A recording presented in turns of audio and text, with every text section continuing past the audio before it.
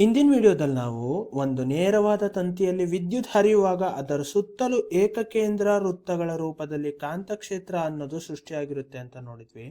ಆದರೆ ಈ ವಿಡಿಯೋದಲ್ಲಿ ನಾವು ವಿದ್ಯುತ್ ಪ್ರವಾಹದಿಂದ ಸೃಷ್ಟಿಯಾಗುವ ಕಾಂತಕ್ಷೇತ್ರ ಅನ್ನೋದು ಯಾವ ದಿಕ್ಕಿನಲ್ಲಿ ಇರುತ್ತದೆ ಅನ್ನೋದನ್ನ ತುಂಬಾ ಈಸಿಯಾಗಿ ಹೇಗೆ ನೆನ್ಪಿಟ್ಕೊಳ್ಳೋದು ಅಂತ ನೋಡೋಣ. ಈಗ ಒಂದು ಉದಾಹರಣೆ ನೋಡೋಣ. ನನ್ನ ಕೈಯಲ್ಲಿರೋ ಈ ಪೆನ್ನು ವಿದ್ಯುತ್ ಹರಿಯುವ ಒಂದು ನೇರವಾದ ತಂತಿ ಅಂತ ಅನ್ಕೊಳ್ಳಿ, ಮತ್ತು ವಿದ್ಯುತ್ ಈ ಪೆನ್ನಿನ ತುದಿಯ ಕಡೆಗೆ ಹರಿಯುತ್ತಿದೆ ಅಂತ ಇಟ್ಕೊಳ್ಳಿ.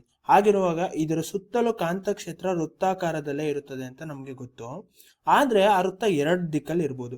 ಈ ಕಾಂತಕ್ಷೇತ್ರವನ್ನು ತೋರಿಸಲು ನಾನು ಈ ಬಳೆಯನ್ನ ಬಳಸಿದ್ರೆ ಅದು ಒಂದು ಈ ದಿಕ್ಕಲ್ಲಿ ಇರ್ಬೋದು, ಅಂದ್ರೆ ಮೇಲ್ಭಾಗದಲ್ಲಿ ಕಾಂತಕ್ಷೇತ್ರ ಬಲಗಡೆಗೆ ಇರ್ಬೋದು, ಅಂದ್ರೆ ನೀವು ಇಲ್ಲಿ ಬಾಣದ ಗುರುತನ್ನು ನೋಡ್ಬೋದು. ಅಥವಾ ಅದು ಈ ದಿಕ್ಕಲ್ಲಿ ಇರ್ಬೋದು, ಕಾಂತಕ್ಷೇತ್ರ ಅನ್ನೋದು ಎಡಗಡೆ ಮುಖ ಮಾಡಿರ್ಬೋದು. ಹಾಗಾದ್ರೆ ಯಾವ ದಿಕ್ಕಿನಲ್ಲಿ ಈ ಕಾಂತಕ್ಷೇತ್ರ ಇರ್ಬೋದು ಅನ್ನೋದೇ ಇಲ್ಲಿರೋ ಪ್ರಶ್ನೆ. ಇದನ್ನ ನೆನ್ಪಿಟ್ಕೊಳ್ಳಲು ನಾವು ಬಳಸುವ ಒಂದು ಸೂಪರ್ ಅಂಡ್ ಸಿಂಪಲ್ ನಿಯಮನೇ ಬಲಗೈ ಹೆಬ್ಬೆರಳ ನಿಯಮ. ಈ ನಿಯಮ ಏನ್ ಹೇಳುತ್ತೆ ಅಂದ್ರೆ, ನೀವು ಈ ತಂತಿಯನ್ನ ಬಲಗೈಯಿಂದನೇ ಹಿಡ್ಕೋಬೇಕು. ಸಾರಿ, ನೆನ್ಪಿಡಿ, ಎಡಗೈಯಲ್ಲ, ಬಲಗೈಯಲ್ಲೇ ಹಿಡ್ಕೋಬೇಕು. ಅದು ಹೇಗೆ ಅಂದ್ರೆ, ನಿಮ್ಮ ಹೆಬ್ಬೆರಳು ವಿದ್ಯುತ್ ಪ್ರವಾಹದ ದಿಕ್ಕನ್ನು ತೋರಿಸುವಂತೆ ಇರಬೇಕು. ಇಲ್ಲಿ ನೋಡಿ, ಈಗ ಈ ಕರೆಂಟು ಮೇಲಕ್ಕೆ ಹೋಗ್ತಾ ಇದೆ ಅಲ್ವಾ, ಹಾಗಾಗಿ ನನ್ನ ಹೆಬ್ಬೆರಳು ಕೂಡ ಅದೇ ದಿಕ್ಕಿಗೆ ಮುಖ ಮಾಡಿದೆ. ಆಗ ನಿಮ್ಮ ಸುತ್ತುವರಿದ ಉಳಿದ 4 ಬೆರಳುಗಳು ಇದಾವಲ್ವಾ, ಅದು ನಮಗೆ ಕಾಂತಕ್ಷೇತ್ರ ಅಂದ್ರೆ ಮ್ಯಾಗ್ನೆಟಿಕ್ ಫೀಲ್ಡ್ ದಿಕ್ಕನ್ನು ತೋರಿಸುತ್ತದೆ. ಹಾಗಾಗಿ ಇಲ್ಲಿ ಸೂಕ್ಷ್ಮವಾಗಿ ಗಮನಿಸಿ, ನನ್ನ 4 ಬೆರಳುಗಳು ಮೇಲ್ಭಾಗದಲ್ಲಿ ಬಲಗಡೆಗೆ ತಿರುಗುತ್ತಿವೆ, ಅಂದ್ರೆ ರೈಟ್ ಸೈಡ್ಗೆ ತಿರುಗುತ್ತಿವೆ. ಅಂದ್ರೆ ಈ ಕಾಂತಕ್ಷೇತ್ರ ಅನ್ನೋದು ಮೇಲ್ಭಾಗದಲ್ಲಿ ಬಲಗಡೆಗೆ ಇರುತ್ತೆ ಅಂತ ಕನ್ಫರ್ಮ್ ಆಯ್ತು.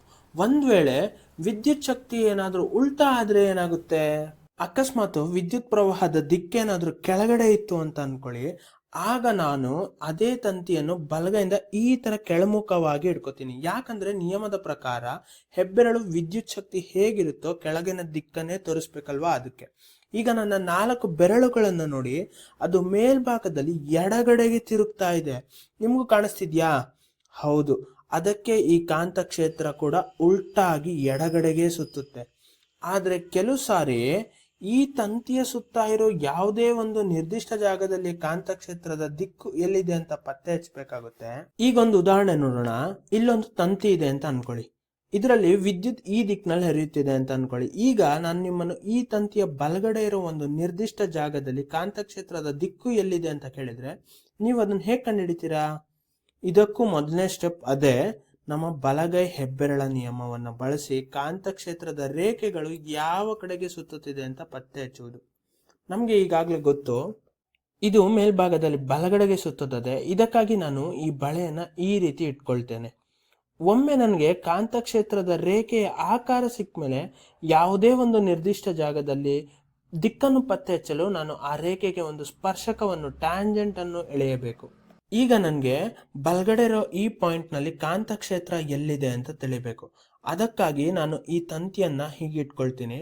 ಈ ಪಾಯಿಂಟ್ ನಲ್ಲಿ ಆ ವೃತ್ತಕ್ಕೆ ಒಂದು ಸ್ಪರ್ಶಕವನ್ನೇನಾದ್ರೂ ಹೇಳಿದ್ರೆ ಅದು ಹೇಗಿರುತ್ತೆ ಅಂತ ಊಹೆ ಮಾಡಿ. ಫಸ್ಟ್ ನಿಮ್ಗೆ ಇದೇನಾದ್ರೂ ಸರಿಯಾಗಿ ಕಾಣಿಸ್ತಿಲ್ಲ ಅಂತ ಹೇಳಿದ್ರೆ ನಾನು ಇದನ್ನ ಸ್ವಲ್ಪ ಕ್ರಾಸ್ ಮಾಡಿ ಇಟ್ಕೊಂಡು ತೋರಿಸ್ತೀನಿ ರೀ. ಇಲ್ಲಿ ನೋಡಿ, ನಾವು ಇಲ್ಲಿ ಸ್ಪರ್ಶಕವನ್ನೇನಾದ್ರೂ ಹೇಳಿದ್ರೆ 2 ದಿಕ್ಕಿನಲ್ಲಿ ಇರ್ಬೋದು, ಒಂದು ಈ ದಿಕ್ಕಲ್ಲಿ, ಇನ್ನೊಂದು ಈ ದಿಕ್ಕಲ್ಲಿ. ಆದ್ರೆ ನಮ್ಗೆ ಈಗಾಗಲೇ ಗೊತ್ತಿರೋ ಪ್ರಕಾರ ಈ ಕಾಂತಕ್ಷೇತ್ರವು ಹೀಗೆ ವೃತ್ತಾಕಾರದಲ್ಲಿ ಸುತ್ತುತ್ತಾ ಬಲಗಡೆಗೆ ಬಂದಾಗ ಕೆಳಗಿನ ಮುಖವಾಗಿ ಹೋಗುತ್ತದೆ. ಹಾಗಾಗಿ ಸ್ಪರ್ಶಕದ ದಿಕ್ಕು ಯಾವಾಗ್ಲೂ ಕೆಳಗಡೆನೆ ಇರುತ್ತೆ. ಇಲ್ಲಿ ನಾನು ಈ ಬಳೆಯನ್ನೇನಾದ್ರೂ ಹಾಗೆ ತಿರುಗಿಸಿ ತೋರಿಸಿದ್ರು ಅಷ್ಟೇ, ಈ ಬಲಗಡೆ ಪಾಯಿಂಟ್ಗೆ ಬಂದಾಗ ಆ ಬಾಣದ ಗುರುತು ಕೆಳಗಡೆಗೆ ಮುಖ ಮಾಡಿರುವುದನ್ನು ನಾವು ಸ್ಪಷ್ಟವಾಗಿ ನೋಡ್ಬೋದು. ಹಾಗಾದ್ರೆ ಈ ತಂತಿಯ ಕೆಳಭಾಗದಲ್ಲಿ ಕಾಂತಕ್ಷೇತ್ರದ ದಿಕ್ಕು ಏನಾಗಿರ್ಬೋದು ಅಂತ ನಿಮ್ಗೆ ಏನ್ಸುತ್ತೆ? ನೀವೇ ಸ್ವತಃ ಇದನ್ನ ಟ್ರೈ ಮಾಡಿ. 1 ಸೆಕೆಂಡ್ ವಿಡಿಯೋ ಪಾಸ್ ಮಾಡಿ ಇದ್ರ ಬಗ್ಗೆ ಸ್ವಲ್ಪ ಯೋಚನೆ ಮಾಡಿ. ಓಕೆ, ಈಗ ಕೆಳಭಾಗಕ್ಕೆ ಬರೋಣ. ನನಗೆ ಇದನ್ನು ಹೀಗೆ ಹಿಡ್ಕೊಳ್ಳೋದು ಸ್ವಲ್ಪ ಕಷ್ಟ ಆಗ್ತಿದೆ, ಆದ್ರೂ ಪರವಾಗಿಲ್ಲ, ನಿಮ್ಗೋಸ್ಕರ ಇದನ್ನ ಹೀಗೆ ಇಟ್ಕೊಳ್ತೀನಿ ರೀ. ಈಗ ನೀವು ಕರೆಕ್ಟ್ ಆಗಿ ಈ ಕೆಳಗಿನ ಪಾಯಿಂಟ್ಗೆ ಒಂದು ಸ್ಪರ್ಶಕವನ್ನ ಊಹೆ ಮಾಡಿ. ಆ ಸ್ಪರ್ಶಕ ಹೇಗಿರುತ್ತೆ ನಿಮ್ಗೆ ಸರಿಯಾಗಿ ಕಾಣಿಸ್ಲಿ ಅಂತ ನಾನು ಸ್ವಲ್ಪ ಇದನ್ನ ಕ್ರಾಸ್ ಮಾಡ್ತೀನಿ. ಇಲ್ಲಿ ನೋಡಿ, ಈ ಸ್ಪರ್ಶಕವು ಸ್ವಲ್ಪ ಎಡಗಡೆಗೆ ಇರ್ಬೋದು ಅಥವಾ ಬಲಗಡೆಗೆ ಇರ್ಬೋದು. ಆದ್ರೆ ನಿಮ್ಗೆ ಈಗಾಗ್ಲೇ ಗೊತ್ತು, ಕಾಂತಕ್ಷೇತ್ರವು ಹೀಗೆ ಸುತ್ತುತ್ತಾ ಬಂದಾಗ ಅದು ಬಲಗಡೆಯಿಂದ ಎಡಗಡೆಗೆ ಹೋಗುತ್ತಿದೆ. ಹಾಗಾಗಿ ಇಲ್ಲಿ ಸ್ಪರ್ಶಕದ ದಿಕ್ಕು ಎಡಗಡೆಗೆ ಇರುತ್ತೆ. ನಾನು ಈ ಬಳೆಯನ್ನ ಹಾಗೆ ತಿರುಗಿಸಿ ತೋರಿಸಿದ್ರು ಕೂಡ ನಿಮ್ಗೆ ಇಲ್ಲಿ ನೋಡಿ, ಕೆಳಗಿನ ಪಾಯಿಂಟ್ಗೆ ಬಂದಾಗ ಆ ಬಾಣದ ಗುರುತು ಎಡಗಡೆಗೆ ಮುಖ ಮಾಡ್ತಿದೆ ಅಂತ ಸ್ಪಷ್ಟವಾಗಿ ನೋಡ್ಬೋದು. ಆದ್ರೆ ಈ ರೀತಿ ಕಂಡುಹಿಡಿಯೋದು ಯಾವಾಗ ಸುಲಭ ಗೊತ್ತಾ? ನಿಮ್ಮ ಹತ್ರ ಒಂದು ಬಳೆ ಮತ್ತು ಒಂದು ಬಾಣದ ಗುರುತು ಅಂಟಿಸಿರೋ ವಸ್ತು ಇದ್ದಾಗ ಮಾತ್ರ. ಒಂದ್ ವೇಳೆ ನಿಮ್ಮ ಹತ್ರ ಇಂತಹ ಯಾವುದೇ ವಸ್ತು ಇಲ್ದಿದ್ರೆ ಇದನ್ನ ಊಹೆ ಮಾಡೋದು ತುಂಬಾನೇ ಕಷ್ಟವಾಗುತ್ತದೆ. ನನ್ಗಂತೂ ಶುರುವಲ್ಲಿ ಇದು ತುಂಬಾ ಕಷ್ಟ ಆಗ್ತಿತ್ತು. ಹಾಗಾಗಿ ನನ್ನ ಹತ್ರ ಯಾವುದೇ ವಸ್ತು ಇಲ್ದಿದ್ದಾಗ ನಾನು ಏನ್ ಮಾಡ್ತಿದ್ದೆ ಅನ್ನೋ ಒಂದು ಸೂಪರ್ ಟ್ರಿಕ್ ನಿಮ್ಗೆ ಹೇಳ್ಕೊಡ್ತೀನಿ. ಇಲ್ಲೂ ಕೂಡ ಫಸ್ಟ್ ಸ್ಟೆಪ್ಪು ಸೇಮೇ ಇರುತ್ತೆ. ನಿಮ್ಮ ಬಲಗೈಯಿಂದ ತಂತಿಯನ್ನು ಗಟ್ಟಿಯಾಗಿ ಹಿಡಿದುಕೊಳ್ಳಿ. ಈಗ ಕಾಂತಕ್ಷೇತ್ರ ಈಗ ವೃತ್ತಾಕಾರದಲ್ಲಿ ಸುತ್ತುತ್ತಿದೆ ಅಂತ ನೀವು ನನ್ನ ಜೊತೆ ಊಹೆ ಮಾಡಿ. ಈಗ ಯಾವುದೇ ವಸ್ತುವನ್ನು ಬಳಸುವ ಬದಲು ನನ್ನ ಇನ್ನೊಂದು ಕೈ ಬೆರಳನ್ನು ನಾನು ಬಾಣದ ಗುರುತನ್ನಾಗಿ ಬಳಸ್ತೀನಿ. ನಾನು ನನ್ನ ಬೆರಳನ್ನು ಕಾಂತಕ್ಷೇತ್ರದ ಸುತ್ತುವ ದಿಕ್ಕಿನಲ್ಲಿ ಹೀಗೆ ಗಾಳಿಯಲ್ಲಿ ಸುತ್ತಿಸುತ್ತೇನೆ. ಈಗ ನನಗೆ ಯಾವ ಜಾಗದಲ್ಲಿ ಕಾಂತಕ್ಷೇತ್ರ ಬೇಕೋ ಕರೆಕ್ಟಾಗಿ ಆ ಜಾಗಕ್ಕೆ ಬಂದು ಬೆರಳನ್ನು ನಿಲ್ಲಿಸ್ಬಿಡ್ತೀನಿ. ಉದಾಹರಣೆಗೆ ನನಗೆ ಬಲಗಡೆಯಲ್ಲಿ ಕಾಂತಕ್ಷೇತ್ರದ ದಿಕ್ಕು ಬೇಕು ಅಂತ ಅನ್ಕೊಳ್ಳಿ. ನಾನು ನನ್ನ ಬೆರಳನ್ನು ಸುತ್ತಿಸುತ್ತಾ ಬಲಗಡೆಗೆ ಬಂದು ನಿಲ್ಲಿಸ್ತೀನಿ. ಇಲ್ಲಿ ನೋಡಿ, ನನ್ನ ಬೆರಳು ಕೆಳಗಡೆಗೆ ಮುಖ ಮಾಡಿದೆ. ಅದೇ ನನಗೆ ಕೆಳಭಾಗದಲ್ಲಿ ದಿಕ್ಕು ಬೇಕು ಅಂದರೆ ಇಲ್ಲಿ ಬಂದು ನಿಲ್ಲಿಸಿದ್ರೆ ಇದು ಎಡಗಡೆಗೆ ತೋರಿಸ್ತಾ ಇದೆ. ಒಂದು ವೇಳೆ ನನಗೆ ತಂತಿಯ ಎಡಗಡೆಯಲ್ಲಿ ಬೇಕಿದ್ರೆ ಅದು ಮೇಲ್ಗಡೆಗೆ ಮುಖ ಮಾಡಿರುತ್ತೆ. ಈ ರೀತಿ ಬಲಗೈನ ಹೆಬ್ಬೆರಳ ನಿಯಮವನ್ನು ಬಳಸಿ ಈ ಕಾಂತಕ್ಷೇತ್ರದ ಲೈನ್ ಮೇಲೆಯೇ ನಿಮ್ಮ ಬೆರಳನ್ನು ಸುತ್ತಿಸುತ್ತಾ ಹೋದರೆ ಯಾವುದೇ ಪಾಯಿಂಟ್ನಲ್ಲಿ ಕಾಂತಕ್ಷೇತ್ರದ ದಿಕ್ಕನ್ನು ಈಸಿಯಾಗಿ ಪತ್ತೆ ಹಚ್ಚಬಹುದು. ಬನ್ನಿ ಈಗ ಇದರ ಮೇಲೊಂದು ಲೆಕ್ಕ ಸಾಲ್ವ್ ಮಾಡೋಣ. ಒಂದು ತಂತಿಯಲ್ಲಿ ವಿದ್ಯುತ್ ಪ್ರವಾಹವನ್ನು ಪಶ್ಚಿಮದಿಂದ ಪೂರ್ವಕ್ಕೆ ಸಾಗಿಸುತ್ತಿದ್ದರೆ ತಂತಿಯ ಕೆಳಗಿನ ಬಿಂದುವಿನಲ್ಲಿ ಕಾಂತಕ್ಷೇತ್ರದ ದಿಕ್ಕನ್ನು ಕಂಡುಹಿಡಿಯಿರಿ ಅಂತ ಒಂದು ಪ್ರಶ್ನೆ ಇದೆ. ಈ ಪ್ರಶ್ನೆಗೆ ಉತ್ತರ ನೋಡಲು ನಮಗೆ ಮೊದಲು ದಿಕ್ಕುಗಳ ಬಗ್ಗೆ ನೆನಪಿರಬೇಕು. ನಾರ್ಮಲ್ ಆಗಿ ಮ್ಯಾಪ್ ನೋಡುವಾಗ ಮೇಲ್ಗಡೆ ನಾರ್ತ್ ಅಂದ್ರೆ ಉತ್ತರ ಇರುತ್ತೆ, ಕೆಳಗಡೆ ಸೌತ್ ದಕ್ಷಿಣ, ಬಲಗಡೆ ಈಸ್ಟ್ ಅಂದ್ರೆ ಪೂರ್ವ ಮತ್ತು ಎಡಗಡೆ ಪಶ್ಚಿಮ ಅಂದ್ರೆ ವೆಸ್ಟ್ ಇರುತ್ತೆ ಅಲ್ವಾ. ಪ್ರಶ್ನೆಯ ಪ್ರಕಾರ ಒಂದು ತಂತಿಯಲ್ಲಿ ವಿದ್ಯುತ್ ಪ್ರವಾಹವನ್ನು ಪಶ್ಚಿಮದಿಂದ ಪೂರ್ವಕ್ಕೆ ಸಾಗುತ್ತಿದೆ ಅಂದ್ರೆ ಎಡಗಡೆಯಿಂದ ಬಲಗಡೆಗೆ ಸಾಗುತ್ತಿದೆ ಅಂತ. ಇದು ನಮ್ಮ ತಂತಿ ಆದ್ರೆ ವಿದ್ಯುತ್ ಶಕ್ತಿ ಎಡಗಡೆಯಿಂದ ಬಲಗಡೆಗೆ ಸಾಗುತ್ತಿದೆ ಅಂತ ಅರ್ಥ. ಈಗ ನಾವು ಕಂಡುಹಿಡಿಬೇಕಾಗಿರೋದು ಈ ತಂತಿಯ ಸರಿಯಾಗಿ ಕೆಳಗಡೆ ಇರೋ ಪಾಯಿಂಟ್ ನಲ್ಲಿ ಕಾಂತಕ್ಷೇತ್ರದ ದಿಕ್ಕು ಯಾವ ಕಡೆ ಇದೆ ಅಂತ. ಬನ್ನಿ ನಾವು ಉತ್ತರ ಹೇಳೋದಕ್ಕಿಂತ ಮುಂಚೆ ವಿಡಿಯೋನ ಪಾಸ್ ಮಾಡಿ ಸ್ವತಃ ನೀವೇ ಇದನ್ನ ಟ್ರೈ ಮಾಡಿ. ಈಗ ಸಾಲ್ವ್ ಮಾಡೋಣ. ನಮ್ಮ ಮೊದಲನೇ ಹೆಜ್ಜೆ ಬಂದು ಬಲಗೈಯಿಂದ ತಂತಿಯನ್ನ ಹೀಗೆ ಹಿಡಿದುಕೊಳ್ಳೋಣ. ಹೆಬ್ಬೆರಳು ವಿದ್ಯುತ್ ಪ್ರವಾಹದ ದಿಕ್ಕನ್ನು ತೋರಿಸ್ಬೇಕು, ಅಂದ್ರೆ ಪಶ್ಚಿಮದಿಂದ ಪೂರ್ವಕ್ಕೆ ತೋರಿಸ್ತಿದೆ. ಈಗ ನಮ್ಮ 4 ಬೆರಳುಗಳು ಕಾಂತಕ್ಷೇತ್ರ ಯಾವ ಕಡೆ ಸುತ್ತುತ್ತಿದೆ ಅಂತ ತೋರಿಸ್ತಿದೆ. ನಾನಿಲ್ಲಿ ಯಾವುದೇ ರೀತಿ ವಸ್ತುಗಳನ್ನು ಬಳಸ್ತಿಲ್ಲ, ಕೇವಲ ಊಹೆ ಮಾಡಿ ಕಾಂತಕ್ಷೇತ್ರದ ದಿಕ್ಕನ್ನು ಕಂಡುಹಿಡಿಯೋಣ. ಕಾಂತಕ್ಷೇತ್ರವು ಈ ರೀತಿ ಸುತ್ತುತ್ತಿದೆ. ನನ್ನ ಬೆರಳನ್ನು ಅದರ ಮೇಲೆಯೇ ಓಡಿಸುತ್ತೇನೆ. ಈಗ ನಮಗೆ ತಂತಿಯ ಕೆಳಗಡೆ ಇರೋ ಜಾಗದ ದಿಕ್ಕು ಬೇಕು, ಹಾಗಾಗಿ ನಾನು ನನ್ನ ಬೆರಳನ್ನು ಕೆಳಗೆ ಬಂದು ನಿಲ್ಲಿಸುತ್ತೇನೆ. ಇಲ್ಲಿ ನೋಡಿ, ನನ್ನ ಬೆರಳು ಉತ್ತರದ ಕಡೆಗೆ ಅಂದ್ರೆ ನಾರ್ತ್ಗೆ ಮುಖ ಮಾಡಿದೆ. ಇದು ಮೇಲ್ಗಡೆ ಅಲ್ಲ, ಇದು ನಿಮ್ಮ ಎದುರಿಗಿರೋ ಉತ್ತರ. ಹಾಗಾಗಿ ಸರಿಯಾದ ಉತ್ತರ ಉತ್ತರ.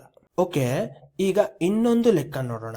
ನೀವು ನಿಮ್ಮ ಕೋಣೆಯಲ್ಲಿ ನಿಂತಿದ್ದೀರಾ ಅಂತ ಅನ್ಕೊಳ್ಳಿ. ನಿಮ್ಮ ಮುಂದೆಯೇ ಚಾವಣಿಯಿಂದ ಅಂದ್ರೆ ಸೀಲಿಂಗ್ ಇಂದ ನೆಲಕ್ಕೆ ಒಂದು ಎಲೆಕ್ಟ್ರಾನ್ ಚಲಿಸ್ತಿದೆ. ಈಗ ನಿಮ್ಮ ಬಲಕ್ಕೆ ಕಾಂತೀಯ ಕ್ಷೇತ್ರದ ದಿಕ್ಕು ಹೇಗಿದೆ ಅಂತ ಕಂಡುಹಿಡಿಬೇಕು. ಬನ್ನಿ ಇದ್ರ ಬಗ್ಗೆ ಯೋಚನೆ ಮಾಡೋಣ. ನಾನೀಗ ನನ್ನ ರೂಮ್ನಲ್ಲಿ ನಿಂತಿದ್ದೀನಿ. ನನ್ನ ಕಣ್ಣೆದುರೇ ಒಂದು ಎಲೆಕ್ಟ್ರಾನು ಮೇಲಿಂದ ಕೆಳಕ್ಕೆ ಬರ್ತಾ ಇದೆ ಅಂತ ಅನ್ಕೊಳ್ಳಿ. ಈಗ ನನ್ನ ಬಲಗಡೆ ಇರೋ ಜಾಗದಲ್ಲಿ ಕಾಂತಕ್ಷೇತ್ರ ಎಲ್ಲಿದೆ ಅಂತ ಪತ್ತೆ ಹಚ್ಚಬೇಕು. ನಿಮ್ ತಲೆಯಲ್ಲಿ ಹೀಗೊಂದು ಪ್ರಶ್ನೆ ಬಂದಿರ್ಬೋದಲ್ವಾ, ಮಧ್ಯದಲ್ಲಿ ಈ ಎಲೆಕ್ಟ್ರಾನ್ ಎಲ್ಲಿಂದ ಬಂತಪ್ಪ ಅಂತ. ನೆನ್ಪಿಡಿ, ಎಲೆಕ್ಟ್ರಾನ್ ಅನ್ನೋದು ಒಂದು ಋಣಾತ್ಮಕ ಆವೇಶ ಹೊಂದಿರುವ ಕಣ. ಯಾವುದೇ ಚಾರ್ಜ್ ಪಾರ್ಟಿಕಲ್ ಚಲಿಸಿದ್ರೆ ಅಲ್ಲಿ ವಿದ್ಯುತ್ ಶಕ್ತಿ ಅನ್ನೋದು ಸೃಷ್ಟಿಯಾಗುತ್ತೆ. ನಮ್ಗೆ ಗೊತ್ತಿರೋ ಪ್ರಕಾರ ವಿದ್ಯುತ್ ಇದ್ದಲ್ಲಿ ಕಾಂತಕ್ಷೇತ್ರ ಅನ್ನೋದು ಇದ್ದೇ ಇರುತ್ತೆ. ಆದ್ರೆ ಇಲ್ಲೊಂದು ದೊಡ್ಡ ಟ್ವಿಸ್ಟ್ ಇದೆ. ಎಲೆಕ್ಟ್ರಾನ್ ಅನ್ನೋದು ನೆಗೆಟಿವ್ ಚಾರ್ಜ್, ಹಾಗಾಗಿ ಇಲ್ಲಿ ವಿದ್ಯುತ್ ದಿಕ್ಕನ್ನು ತುಂಬಾ ಜಾಗರೂಕತೆಯಿಂದ ಕಂಡುಹಿಡಿಯಬೇಕು. ಬನ್ನಿ ವಿಡಿಯೋವನ್ನು ಪಾಸ್ ಮಾಡಿ ಆ ಟ್ವಿಸ್ಟ್ ಅನ್ನು ದಾಟಿ ನೀವೇ ಉತ್ತರ ಕಂಡುಹಿಡಿಯಲು ಟ್ರೈ ಮಾಡಿ. ಹಾಗಾದ್ರೆ ಟ್ವಿಸ್ಟ್ ಏನಪ್ಪಾ ಅಂತ ಹೇಳಿದ್ರೆ, ಒಂದು ಎಲೆಕ್ಟ್ರಾನ್ ಏನಾದ್ರೂ ಮೇಲ್ಗಡೆ ದಿಕ್ಕಿಂದ ಕೆಳಕ್ಕೆ ಚಲಿಸ್ತಾ ಇದ್ರೆ ವಿದ್ಯುತ್ ಪ್ರವಾಹದ ದಿಕ್ಕು ಯಾವಾಗ್ಲೂ ದಿಕ್ಕು ಮೇಲ್ಗಡೆನೆ ಇರುತ್ತೆ ಅಂತ. ಅಂದ್ರೆ ನಿಮ್ಗೆ ನೆನಪಿರ್ಬೋದು, ವಿಜ್ಞಾನದಲ್ಲಿ ಯಾವಾಗ್ಲೂ ಧನಾತ್ಮಕ ಆವೇಶದ ಚಲನೆಯನ್ನೇ ವಿದ್ಯುತ್ ದಿಕ್ಕು ಅಂತ ಕರಿತೀವಿ. ಅಂದ್ರೆ ನೆಗೆಟಿವ್ ಚಾರ್ಜ್ ಇರೋ ಎಲೆಕ್ಟ್ರಾನ್ ಯಾವ ಕಡೆ ಹೋಗುತ್ತೋ ಅದಕ್ಕೆ ಸಂಪೂರ್ಣವಾಗಿ ವಿರುದ್ಧ ದಿಕ್ಕಿನಲ್ಲಿ ವಿದ್ಯುತ್ ಹರಿಯುತ್ತೆ. ಹಾಗಾದ್ರೆ ವಿದ್ಯುತ್ನ ದಿಕ್ಕು ಮೇಲ್ಗಡೆ ಇದೆ ಅಂತ. ನಮಗೆ ವಿದ್ಯುತ್ ದಿಕ್ಕು ಸಿಕ್ಕಿದ್ರೆ ಇನ್ನು ನಮ್ಮ ಬಲಗಡೆಯಲ್ಲಿರೋ ಜಾಗದಲ್ಲಿ ಕಾಂತಕ್ಷೇತ್ರದ ದಿಕ್ಕನ್ನು ಪತ್ತೆ ಹಚ್ಚೋದು ತುಂಬಾ ಈಸಿ. ಒಂದ್ ವೇಳೆ ನೀವು ಇನ್ನು ಟ್ರೈ ಮಾಡಿಲ್ಲ ಅಂತ ಹೇಳಿದ್ರೆ ಈಗಲೇ ವಿಡಿಯೋ ಪಾಸ್ ಮಾಡಿ ಮತ್ತೊಮ್ಮೆ ಟ್ರೈ ಮಾಡಿ. ಓಕೆ, ಈಗ ನಮ್ಮ ಮೊದಲನೇ ಹೆಜ್ಜೆ ಬಂದು ಬಲಗೈಯಿಂದ ತಂತಿಯನ್ನು ಹಿಡಿಯುವುದು. ಹೆಬ್ಬೆರಳು ವಿದ್ಯುತ್ ಇರೋ ಮೇಲ್ಮುಖ ದಿಕ್ಕನ್ನು ತೋರಿಸ್ಬೇಕು. ಈಗ ನಮಗೆ ಉಳಿದ 4 ಬೆರಳುಗಳು ಕಾಂತಕ್ಷೇತ್ರ ಯಾವ ಕಡೆ ಸುತ್ತುತ್ತಿದೆ ಅಂತ ತೋರಿಸ್ತಿದೆ. ಇಲ್ಲಿ ನೋಡಿ, ಕಾಂತಕ್ಷೇತ್ರವು ಈ ದಿಕ್ಕಲ್ಲಿ ಸುತ್ತುತ್ತಿದೆ. ಈಗ ನಾನು ವಸ್ತುಗಳು ಇಲ್ಲದೆ ಹಳೆಯ ಟ್ರಿಕ್ ಅನ್ನು ಬಳಸ್ತೀನಿ. ನನ್ನ ಬೆರಳನ್ನು ಆ ಕಾಂತಕ್ಷೇತ್ರದ ಲೈನ್ ಮೇಲೆಯೇ ಓಡಿಸುತ್ತೇನೆ. ಕಾಂತಕ್ಷೇತ್ರವು ಹೀಗೆ ಸುತ್ತುತ್ತಾ ಬರುತ್ತಿದೆ.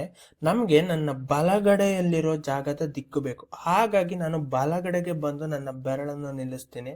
ಇಲ್ಲಿ ನೋಡಿ, ಯಾವಾಗ ನಾನು ಬಲಗಡೆ ಬಂದು ನಿಲ್ಸಿದ್ನೋ ಅದು ಎದುರಿಗಿರೋ ದಿಕ್ಕನ್ನು ತೋರಿಸ್ತಿದೆ. ಅಂದ್ರೆ ಅದು ಉತ್ತರ ದಿಕ್ಕಿಗೆ ಮುಖ ಮಾಡಿದೆ. ಹಾಗಾಗಿ ಇಲ್ಲಿರೋ ಕಾಂತಕ್ಷೇತ್ರದ ದಿಕ್ಕು ಉತ್ತರದ ಕಡೆಗೆ ಇರುತ್ತದೆ. ಓಕೆ, ಹಾಗಾದ್ರೆ ಈ ವಿಡಿಯೋದಲ್ಲಿ ನಾವು ಬಲಗೈ ಹೆಬ್ಬೆರಳ ನಿಯಮ ಬಳಸಿ ಕಾಂತಕ್ಷೇತ್ರದ ದಿಕ್ಕನ್ನು ಎಷ್ಟು ಸುಲಭವಾಗಿ ಕಂಡುಹಿಡಬಹುದು ಅಂತ ನೋಡಿದ್ವಿ. ಈ ನಿಯಮ ತುಂಬಾ ಸರಳ. ಯಾವಾಗೂ ಒಂದು ವಿದ್ಯುತ್ ಹರಿಯುವ ತಂತಿ ನಿಮ್ಮ ಮುಂದಿದ್ದಾಗ ಅದನ್ನು ನಾವು ಬಲಗೈಯಿಂದ ಹಿಡ್ಕೋಬೇಕು. ಇದರಲ್ಲಿ ನಿಮ್ಮ ಹೆಬ್ಬೆರಳು ಯಾವಾಗ್ಲೂ ವಿದ್ಯುತ್ ಪ್ರವಾಹದ ದಿಕ್ಕನ್ನೇ ತೋರಿಸ್ಬೇಕು. ಆಗ ನಿಮ್ಮ ಸುತ್ತುವರೆದಿರೋ 4 ಬೆರಳುಗಳು ಕಾಂತಕ್ಷೇತ್ರ ಯಾವ ದಿಕ್ಕಲ್ಲಿದೆ ಅಂತ ತೋರಿಸುತ್ತೆ. ಅಷ್ಟೇ. ಈ ಸಿಂಪಲ್ ರೂಲ್ ಬಳಸ್ಕೊಂಡು ನೀವು ಯಾವುದೇ ಜಾಗದಲ್ಲಿ ಕಾಂತಕ್ಷೇತ್ರದ ದಿಕ್ಕನ್ನ ಪತ್ತೆ ಹಚ್ಚಬಹುದು.